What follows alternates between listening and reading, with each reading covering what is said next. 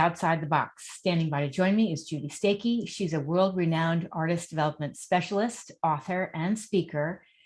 Her songwriting methodology has kickstarted and shaped the careers of so many acclaimed songwriters and artists. I'm so excited to have her on the show. Welcome. Thank you so much for having me. I so appreciate it. I told you I checked out your TED Talk. Mm-hmm. And I wanted to have you on this new show, Outside the Box, because this show came about in 2020 in response to people that had lost their jobs, you know, students that needed to pivot. And I felt like it was really a time for people to start something new or do something they've always wanted to do. And it's been a really interesting time. And I'm sure you've seen this in people approaching you saying, you know, I'd like to learn to sing, or I'm too shy. And, you know, and so I want to before we get into what you're doing now, tell me how you got to where you are now, when you first started, why singing was so important to you. Well, I came out of the womb singing and dancing. That's what my mother says. And I only have her word for it. But I followed music all my life. It just, as a child, I was like, I couldn't imagine living without music in my life all the time. So I created a path where I found the music business after I left SC, which there was no internet. I had no connections. Oh, sorry. Yeah. That's okay. And then all of us, you know, so I found myself in the music industry. And though I was a piano player and an artist and a singer and a songwriter, and I played a little guitar, and I danced, and I did all of it. When I got out of college, I didn't know what to do. So I was lucky enough to have found the door to the music industry, and I landed in music publishing. And what was great about music publishing is that it is the beginning. It is the beginning of all things that are music. It is the, you know, and Kelly Clarkson can't record a song until they have a hit song for her, you know, so somebody has to write these songs. So the songwriter is the very beginning. It's let's go back to, what do you want to say? How do you feel? You know, you've got to get back to the basics. And I loved it. I loved being that creative, because it wasn't you know, when you're in a record company, you make the records, which is also very creative, but there's a finite to it. With songwriting, it's infinite. There's almost an infinite number of words and musical, you know, ideas and feelings, and you just, you know, it's like a whole melting pot, and you could spend the rest of your life putting together, you know, this harmony of the music and lyrics, and just, you know, and come up with songs. So I loved that process, and I loved songwriters. So I did that pretty much my whole life. I was 30 years in the music business. I'm so sorry. I've got the door. No, it's fine. The dog is barking. We're back after the dog. After the dog. So for over 30 years, I was in the traditional music business, and I did that. And I was just so fortunate to be with the people to be with the clients and the writers that I was with. Sheryl Crow, Michelle Branch, Jewel, Joy Williams, Katy Perry. And on the writer side, John Shanks, Kevin Kadish, Matthew Gerard, Tim James. I mean, the list goes on and on. Yeah. So, but it stopped being creative. Our world changed. Our world changed in 2005 when, after 9/11, we went into a huge recession, and we went from paper to digital. Yes. You know? And so that was very costly. That put a lot of strain, besides the recession, on the music business. And then we had the growth of the growing up of the internet. All of a sudden, the internet, after 10 years, was fully grown up, and everybody became responsible. Everybody became accountable. Yes. So you couldn't just give a publishing deal to your friends, or a record deal to your friends, or a car loan, or a home loan. Oh, we'll just fudge these numbers now. You couldn't do that. So that was a perfect storm of financial, distress in our whole society. Sure. And I saw the writing on the wall. So I left in 2009, and I started my own company, because songwriters need a sandbox to fall down in. Yes. So that they can get back up and do it again, because they have to get back up and do something right every single day. Yes. And a powerful message, one of the takeaways from your TED Talk, was how you're really helping them focus on, I made little notes here, mind, body, and soul. So I look at it as like this inside job. Yes. You know, I'm sure you see where people are kind of stuck and they need to work on themselves first to be their most creative selves. Well, when I left Warner Chappell, my business consultant, she said, well, what do you do? She tell me what you do. And I said, well, I develop songwriters. And she was like, well, how do you do that? I'm like, I listen to their songs and we talk. And she goes, you're going to have your own business now. If you want somebody to pay you, you're going to have to tell them what you do. I said, no one's ever asked me to do that. So through that process, I actually came up with this methodology that I had been using without really thinking about it. Okay. Yes. And I wrote my book, The Songwriter Survival Guide, and it's based on 2 questions. And I ask you to look at your life through this filter in that, first of all, what is a song? Actually, I have this. Sure. Taught it for a class. So a song is I taught it for a women's group and not songwriters. Okay. So the song is the integration of the voice, the lyric, and the melody. Okay. So even when you're talking, you have to use your voice, la, la, la, la, la. You have to use your lyric, which is a story in a very short amount of time, but it's a story. And your melody, which is, hi, it's so great to see you, or hi, it's so great to see you. That's the melody that you use with your voice. Yes. So those 3 things have to be really healthy. All right. Yes. I mean, think about it. The only difference between singing and talking is just a little nuance. We could sing the whole time we're here. You were in a band. I was a singer, we could do a duet, but we don't. But you still, when you go into a meeting with your lawyer or you're on a date, you still have to use your voice, your lyrics, your stories. Yes. And your melody and how you present yourself. That is so interesting. Okay? Yes. Now, the second question is the kicker is, how do you get better? How do you develop? Well, body, mind, and soul. I'm going to put this down if everybody can see that. We live in a 3D reality. So we experience life through our bodies. I'm sitting down, it's about 70 degrees. Our minds, we're exchanging information, learning, talking. And through our soul is saying, there's nothing to be scared of. There's nothing to be angry about. I feel very comfortable. I feel very safe. That's how we read the room. Yeah. Well, if we want something to change in our life, we have to change something in our body, our minds, and our souls. Yes. No different if you were an athlete going to, going to the Olympics. You'd have to lay off the chocolate cake. You'd have to learn all about the Olympic rules, and you'd have to probably maybe do a little therapy because your confidence is a little low. Right. So all 3 of those things are, no matter what you do in life, you still have to think about your body, mind, and soul. Yes. And how I connect it is the voice doesn't exist without your body. If your body is not healthy, you know how you are when you have heartburn or you're sick, you're crabby.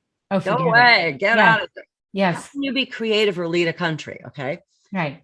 Your lyrics are your stories are words. A million of words out there. How do you put them together? Well, that's where your mind comes in. That's the computer.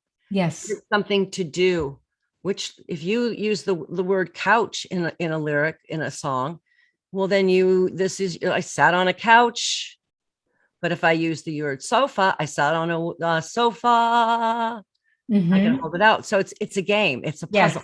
Yes. And then the melodies, well, that's your feelings realized through sound, and the soul that's who you are. Right. That's, and if you're fine all the time, then your melodies are going to be one note. Sure. It really applies to so many different arenas. I remember taking voiceover classes in Boston and then LA and even acting. I did classes. that too. Yeah. And so, and then, you have a personal thing, you lose someone or something, and you bring that without you realizing it to the situation. And you definitely have to I remember a casting director saying to me, you look kind of angry. And my dad had just passed away. And I realized I was bringing those emotions into that audition. Yes. Yeah. Yes. Well, it's interesting because yesterday I spoke at a women's organization, and it was all about the perfect pitch.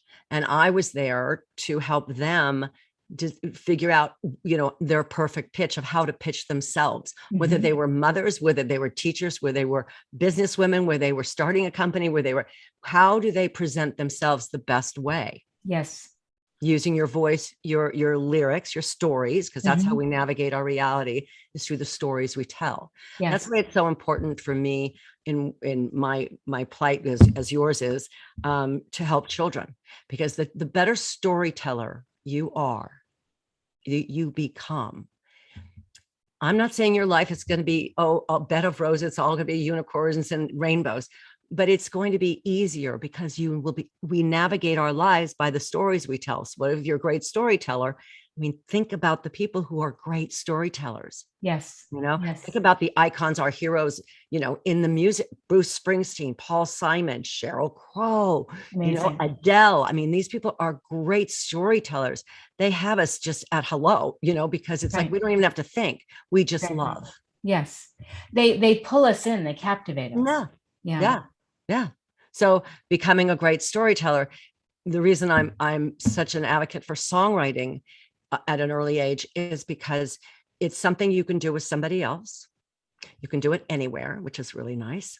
And it's about the teamwork of building something together and building a story and combining, each perspective. Each, you put 3 girls in a room, that don't know each other, and it's all of a sudden they have to get to know each other, and you give them, a prompt, and all of a sudden they have to start talking to each other, and they say, "Oh, really? You too? I would have never guessed that. You look like you have everything going for you. You're blonde, you're adorable, and oh no, my parents were like fight at home all the time." And all of a sudden they start talking. I had I do these songwriting retreats, and I have 15-year-olds and I have 60-year-olds. And I had a 15-year-old who came and had a very challenging childhood and struggle, but talented. Amazing. And so that her dad and stepmom stayed close by, and she came, and at the end of it, and after spending a week, by the way, doing yoga and writing songs with a 60-year-old and a 40-year-old and a couple 20-year-olds and all of it, and just immersing herself in this process, she came out and she wrote me this letter, 3-page letter, and one of the paragraphs was just amazing. She said, what I learned, I want to start crying. What I learned is that I have more to write about than just my mother, my situation. Exactly. That, and she doesn't deserve as much screen time as she, as much time as I've been putting into it. There's other things there's life. There is life. Yeah. There's life. And it just and she's gone on to great scholarships to music schools, and she's just won an award. And I mean, she's doing it. Yeah. So just so proud. Let me just point out that it's very interesting. I was fortunate to get a fellowship with Columbia University, their Age Boom Academy, and I learned about the power of intergenerational strategies, and that's what you did. Which it's incredible, because when someone doesn't have a grandparent, or they connect with somebody who's older and they form that bond, they can pull themselves out and have a perspective shift, which is so powerful. Many people have wondered why I never had biological children. I have amazing goddaughters. Oh my God, they're amazing. But I never had biological children. And I always said, I have no time for biological children. I have songwriters. And I have at Warner Chappell, I had at least a couple dozen on a very, on a daily basis. And then there'd be others that would come in and, all the other stuff. Yes. But you have 24 children that all at different ages and all need something different. At the end of the day, I don't want to go home to a child, No. But I was always told and I knew that about myself is that I became the godmother. I became the parent, because when they leave their parent, there's so much more parenting that needs to be done. It's like they leave college and they're like, okay, I've left an institution. I left a place that I go every day, that all decisions are made. Okay. Except for maybe what kind of ice cream I want at night. Otherwise, and now I'm out in the world, in the universe, where anything is possible. And I'm like, what the hell? And it's scary. It can be scary. And all they're told is get a job. And it's like, no, get a job, forget your dreams, or get a job to support your dreams. But how do I do that? Yeah. And, there's this strategy of if you like, I mean, just for example, it's like, if, I tell these kids that are graduating, if you've got to go get a job, please don't get retail. Please do not have something, or, a waitress that you're standing on your feet all day Sure. in an office where with these, with blinding lights and all this stuff. Yeah. Really think about your environment, because it's really hard to come home after a day of that and then have to Yes. go to a writing appointment and then get up and do it again. Yes. You want an environment that is going to support your needs in order to have two jobs. You bet. Everybody has to have a job to support their dreams. Yes. Yeah. Just, except for occasional parent that was like, thank you, parents, Yeah. But having a creative outlet is everything. I mean, we're in a mental health pandemic. And the yes. power, and you see it, I'm sure, all the time with your students, and you've seen it. First of all, you were really mentoring dozens of students for years, which is incredible. I think that's amazing. But the power of being a good listener and guiding people to have, purpose and meaning and focus on their self-care is everything, Judy. It's a lifelong thing to focus on. I agree. Yeah. I agree. Because I'm very proud of the songwriters that I have worked with, 30 years ago, who still have the same business manager we picked out 30 years ago, and has, built, a huge empire. I've never had one gentleman never had a number one single. Yeah. Really? I mean, he's had singles, but he's yeah. And still, he's probably one of the most like financially set person in the world. Just Incredible. because, he was set. So it's all of that, like the marriages, how they have children, how they're treating their children, how they, it's so satisfying. It is so satisfying to know that Amazing. I have information and tools that I can pass on to somebody that will help them along the way. It's like, oh my God. Sure. Yeah. And so it's the one thing about getting older that's good. I can do some of the other things, Right. I was going to say, and now I would imagine people are really approaching you wanting to, learn about songwriting. Oh, yes. And because there are people who've been very lost, or wanting to go back to something they loved, or fulfill a dream, right? And it's an outlet. It's an outlet that also people have been exposed to now, because of The Voice and American Idol and the Songland. Did you see Songland? I did not. Oh, it's really good. I'll have to see it. The Songland is 3 judges. It's Ryan Tedder, Shane McNally, and I can't remember, Priscilla Renee, I think it is. Okay. I may be wrong about that. But they're the judges, and they have an act that comes on, like Little Big Town, and then they'll come on, and then they have chosen 4 songwriters, and the 4 songwriters sing the song for Little Big Town, and then they go, we like that one, and then they cut it, and then it's a single, and then there you go. What? They're launching careers. It's one, and the public is now privy to the process. Yes. So the editing is crazy. You'd think that they were doing things on the spot, where it's like, no. Oh, they just changed it and made it so much better. Look what they just did in 5 seconds, That is wild. Yeah, but it's really good. So yeah, it's and you're right. There's so many 50-year-olds, 6-year-olds that went, I never got to do this, and I'd really like to come back and learn. It's like, come on. Yes. No problem. Yeah. Do you find when you have those intergenerational moments that the people that are really shy start coming out of their shells? Oh, absolutely. Yeah. Oh, you must get that too. It's like, there's a confidence. There's a, I'm good. I belong here. I'm good enough. Wow. I'm not so bad. Gosh, I'm even better than her. Wow. I'm not the worst one here. It's like you have those things going on in your mind. Yes. And I find that when I do these retreats, and I have, a couple dozen, I call them all kids, but from all ages, some of them have never performed in front of each other. And the first night we do a writers in the round where everybody gets to sing their one song before we say goodnight that night. So you're playing in front of your peers. So you get to go, wow, I'd love to be able to play like that. And, I'm not so bad. I can play, at least I can hold a co-write. I'm not that bad. Okay. So you get to see where you are. You have mirrors. I call them mirrors. Yeah. That's great. For people that are watching this or listening to this, and they they want to do this, but boy, are they nervous. They can't even imagine overcoming that fear. What would you suggest they do?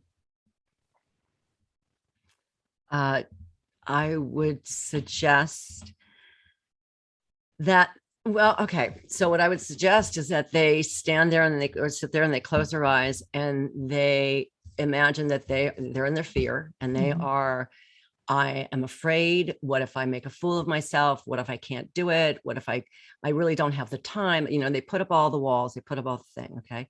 Yeah. Then I would ask them to just change the position that they sit in the chair, sit the other way, whatever they do, and then come from a place of love. Yeah. Tell themselves that, wow, do you know how good this would be for you to do something and take yourself out of the comfort zone that you've been in? Yeah. Because that's how we grow and that's how we develop, is by challenging ourselves, by putting ourselves in the uncomfortable place. But if you come from a place of love, and love yourself through it. Definitely. Say, you know what? You're probably not going to be the worst one there. And if you are, you know what? Own it. Just dare to suck. Yes. You know? Dare to suck. So, so that's what I would, that's my advice. That's what I would tell No, them. it's good advice because I know for me and other people, we have this negative self-talk and it's on loop.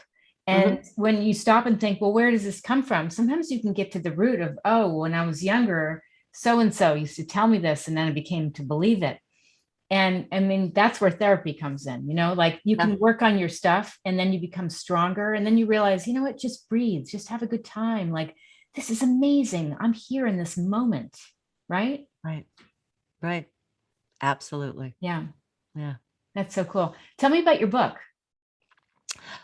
Well, my book is called The Songwriter Survival Guide, and I had a copy here 2 seconds ago. I just put it away. I put a link on my show blog, otbseries.com. And this is a 12-step program on how to become a songwriter. Okay. So we start with what is a song, and then we go to how do you co-write?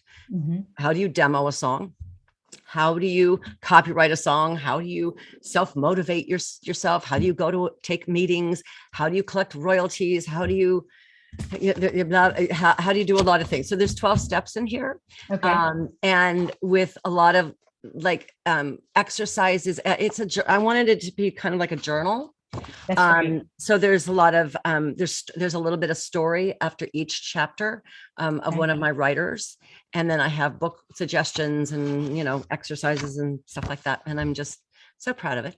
And then I have my second book is coming out at the beginning of the year. Ooh. And it is an autobiography of a song plugger. It all starts with it's called It All Starts With a Song, the autobiography of a song plugger.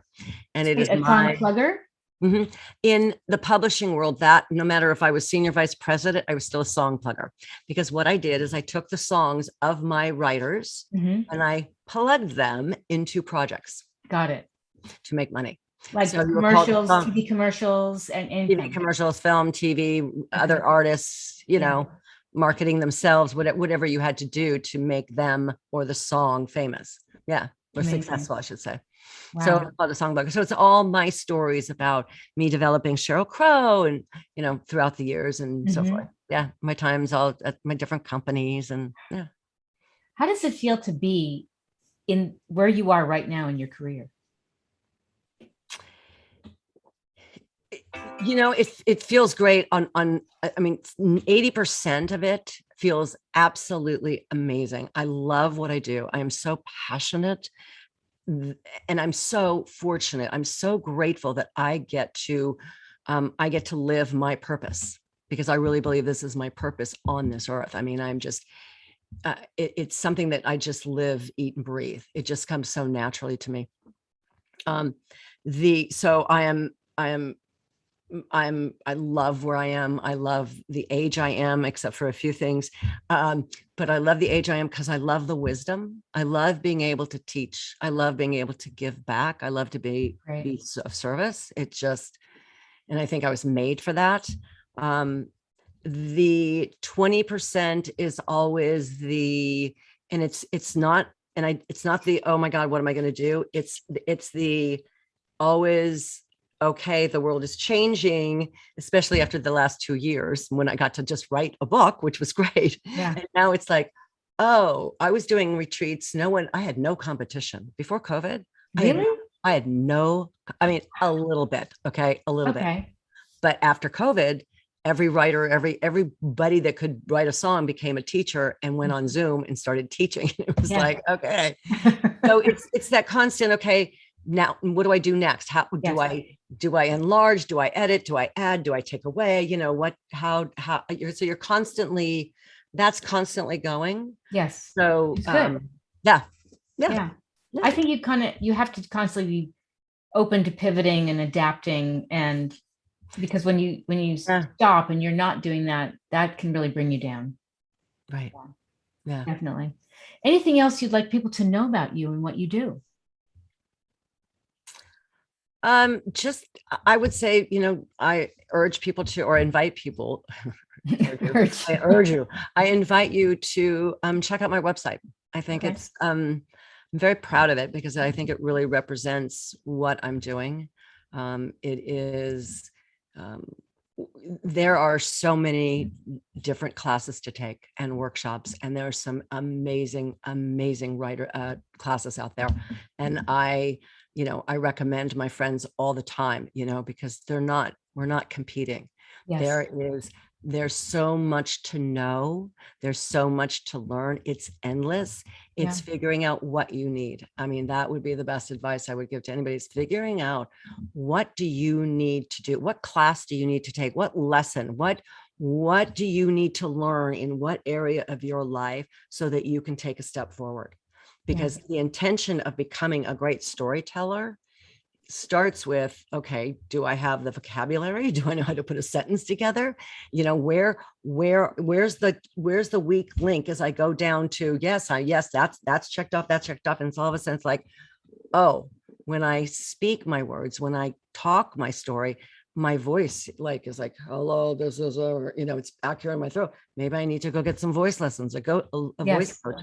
That will help me get to the point where I can at least speak my lyrics and talk about things, you know? Sure. So it's that checklist of where do I need help? Now, a lot of your students, are they very musical? Like, do they get up there with their guitar, or some just sing without an instrument? They come in all shapes and sizes. Okay. They come in all shapes and sizes. So it's not like students watching this could think, oh, I must play guitar, I have to be amazing. Okay. No, you don't.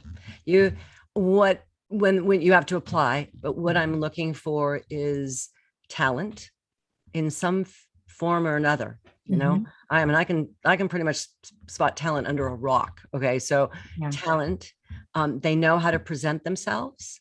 And I can make the assumption that they're a pretty kind person, and you know, they're going to bring that. I had one gentleman who didn't produce, and he was like, well, I don't have anything produced. I said, you don't have to be a producer, just, you know, tape it or videotape it on your iPhone and send it to me. He thought it would be okay to videotape himself in his underwear in his bedroom that was a shambles. And he was that was his audition piece. And I'm like, I know my job is to keep everybody safe. And I thought, there is no way if that's where and no disrespectful and no judgment. I mean, you know, if he'd had like a 10-pack, I may have considered it, you know, but it was like, so there, I have a line. I have a line. Sure. You know, I have a line that, you know, we had somebody who, you know, made 3 appointments to get for the application, you know, to get on Zoom, and missed each appointment. And it's like, no, you know, so there's a bar. So interesting. Oh, I can imagine, you know.